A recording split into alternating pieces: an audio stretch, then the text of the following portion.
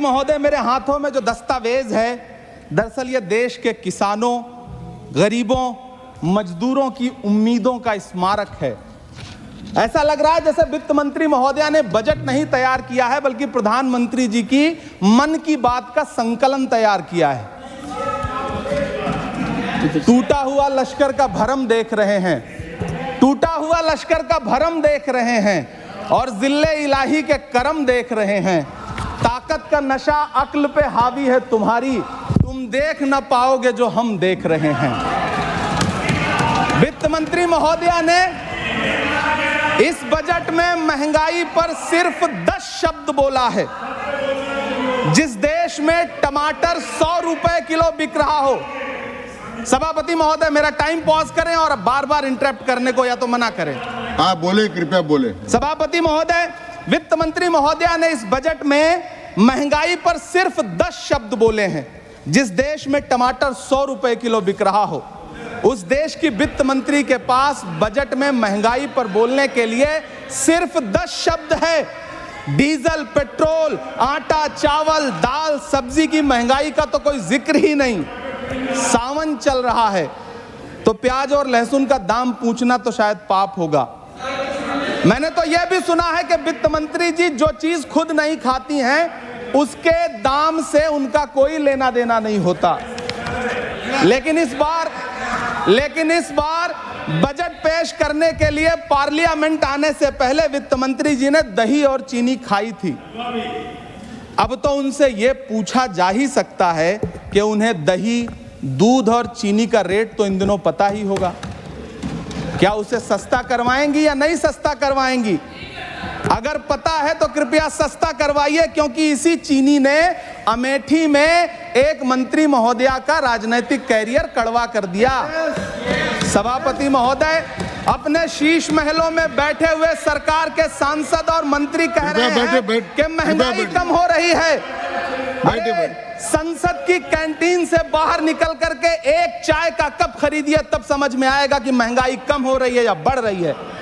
किसी एक दिन अपनी किसी मजदूर की तरह अपनी दिन भर की दिहाड़ी लेकर के बाजार जाइए और अपने बच्चों के लिए राशन खरीदिए, तब पता चलेगा कि महंगाई कम हो रही है या नहीं हो रही है। यहां बैठ करके बड़ी बड़ी बातें करना आसान है। ये चूनर धानी भूल जाते, ये पुरवा की रवानी भूल जाते, जो आकर 4 दिन गांव में रहते तो सारी लंतरानी भूल जाते। सभापति महोदय, इलेक्टोरल बॉन्ड खरीदने के नाम छुपाने वाली सरकार, इलेक्टोरल बॉन्ड खरीदने वालों के नाम छुपाने वाली सरकार इन दिनों आम के ठेला लगाने वालों के नाम जानना चाहती है।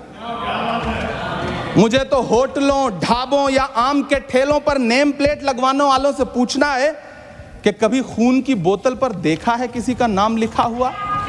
मुझे पूछना है कि क्या कोरोना के दौरान अपनी उखड़ती हुई सांसों के लिए ऑक्सीजन तलाशने वाले किसी इंसान ने ऑक्सीजन लाने वाले किसी इंसान से पूछा था कि ऑक्सीजन लाने वाला इंसान हिंदू है या मुसलमान है? मुझे पूछना है कि लावारिश लाशों के लिए कोरोना में कांधा देने वाले, चिताओं के लिए लकड़ियां सजाने वाले किसी इंसान से पूछा गया था उसका नाम, उसका मजहब? लेकिन इन दिनों पूछा जा रहा है। सभापति महोदय, अफसोस देश के प्रधानमंत्री जी ने कभी न टूटने वाली चुप्पी ओढ़ ली है। सभापति महोदय, जनता ने 63 सीटें कम क्या कर दी, ये सरकार तो अमृतकाल का नाम लेना ही भूल गई। ये भूल गई है अमृतकाल को, ये भूल गई है मनरेगा को, ये भूल गई है मौलाना आजाद नेशनल फेलोशिप को, ये भूल गई है मणिपुर को, ये भूल गई है महाराष्ट्र को। मुझे गर्व है कि मैं राज्यसभा में महाराष्ट्र का प्रतिनिधित्व करता हूं। महाराष्ट्र जो देश की आर्थिक राजधानी है, जो टोटल कॉर्पोरेट टैक्स का 40%, इनकम टैक्स का 32% और जीएसटी का 20% इस देश को देता है, उस महाराष्ट्र के लिए इस बजट में एक शब्द नहीं है। आप बैठ जाए। सभापति महोदय, आखिर महाराष्ट्र से किस बात का बदला लिया जा रहा है? महाराष्ट्र ने लोकसभा चुनाव में बाबा साहब अम्बेडकर के संविधान को बचाने के लिए वोट क्या कर दिया? प्रधानमंत्री जी तो महाराष्ट्र से बदला लेने पर उतर आए। अब तो शायद उन्हें याद भी ना हो यवतमाल का वो दाभड़ी गांव, जहां 20 मार्च 2014 को वो किसानों के साथ चाय पर चर्चा करने गए थे और उनकी किस्मत बदलने के सपने दिखाए थे। उसी यवतमाल में पिछले 6 महीने में 132 किसानों ने आत्महत्या की है। सभापति महोदय, महाराष्ट्र में हर महीने 209 किसान आत्महत्या कर रहे हैं।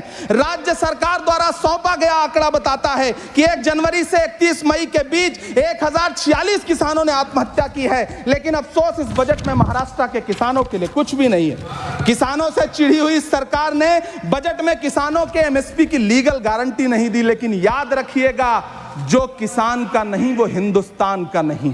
सभापति महोदय, मुझे वित्त मंत्री जी से पूछना है कि वो जो कुछ साल पहले 100 स्मार्ट सिटी बनाने का ढोल पीटा गया था, सुना है उस ढोल में पानी भर गया है, इसीलिए आपने उसका नाम बदल करके सिटीज ऑफ ग्रोथ हब्स रख दिया है।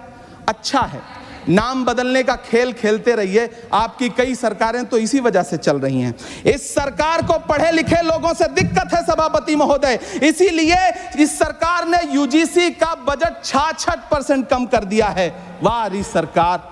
सभापति महोदय, मैं वित्त मंत्री जी के संज्ञान में लाना चाहता हूं कि किशनगंज में एएमयू सेंटर के पास 224 एकड़ जमीन है। यूपीए सरकार ने सोनिया गांधी जी की अगुवाई में 136 करोड़ रुपए एएमयू किशनगंज सेंटर के लिए सेक्शन किए थे।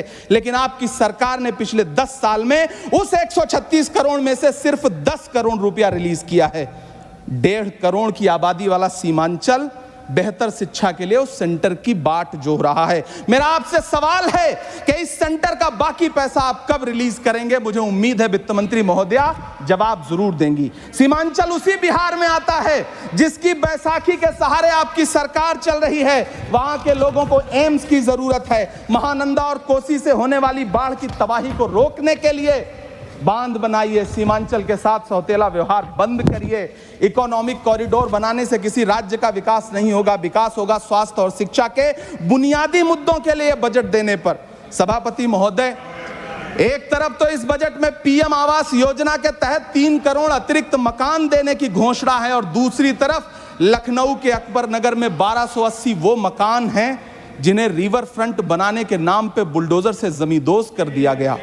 सभापति महोदय, लोग चीखते रहे, बच्चे बिलखते रहे, वसुधैव कुटुंबकम का नारा लगाने वाली सरकार इंसानों के घरौंदे उजाड़ कर जश्न मना रही है। सभापति महोदय, मेरा बहुत भावुकता के साथ देश के प्रधानमंत्री से सवाल है कि इन उजड़ते हुए मकानों और बेघर होते हुए घरों को देख करके आपको नींद कैसे आती है, आप सो कैसे पाते हैं? मेरा सवाल है इस देश के प्रधानमंत्री से, या तो लोगों के घरौंदे उजाड़ना बंद करिए या फिर करोड़ों मकान बनाने की झूठी घोषणाएं करना बंद करिए। यह बजट झूठ का पुलिंदा है। यह बजट आपके पिछले साल के बजट का कट कॉपी पेस्ट है। यह बजट हमारे चुनावी घोषणा पत्र की नकल करने की एक बेईमान कोशिश है। लेकिन कहावत है ना कि नकल के लिए भी अकल चाहिए। मेरे हाथ में एक तरफ न्याय पत्र है जो हमारा है और दूसरी तरफ अन्याय पत्र है जो आपका है। इस सरकार को आलोचना सुनने की आदत नहीं है सभापति महोदय। जब आप इनसे सवाल पूछिए तो ये शांत रहिए, आप बताइए 70 साल में आपने क्या किया है। मैं तो इस सदन में कहना चाहता हूं सभापति महोदय कि हमसे 70 साल का हिसाब मांगने वालों, जो सरकार अपना चलाया हुआ 2000 का नोट 7 साल नहीं चला सकी, वो हमसे 70 साल का हिसाब मांगती है। सभापति महोदय, मैं अंत में आपसे यह कहना चाहता हूं, यह बजट बैसाखी पर टिकी हुई सरकार का कुर्सी बचाओ बजट है। इस बजट में राज्यों के साथ, किसानों के साथ, नौजवानों के साथ, महिलाओं के साथ, देश के मिडिल क्लास के साथ अन्याय किया गया है और इस अन्याय का खामियाजा आपको महाराष्ट्र, हरियाणा और झारखंड के चुनाव में भुगतना पड़ेगा। सभापति महोदय, इस सरकार ने नोटबंदी लगाकर देश की आम जनता की पूंजी छीन ली। बैठे नहीं बोले, कृपया टैक्स लगा करके छोटे व्यापारियों के कारोबार छीन लिए, पेपर लीक करवा करके युवाओं की आंखों से नौकरी के सपने छीन लिए, अग्निवीर लाकर देश के जवानों की उम्मीदें छीन ली, बुलडोजर लगाकर लोगों के आशियाने छीन लिए, महंगाई लाकर देश की जनता की थाली से निवाले छीन लिए और नारा लगाया कि हम तो सेवक हैं, 18-18 घंटे काम करते हैं। इन्हीं लोगों के लिए किसी ने शेर कहा है कि जो सच और झूठ में दूरी है वो दूरी समझते हैं। सियासी हाकिमों की हम भी मजबूरी समझते हैं, वो अपना हक समझते हैं निवाला छीन लेने को।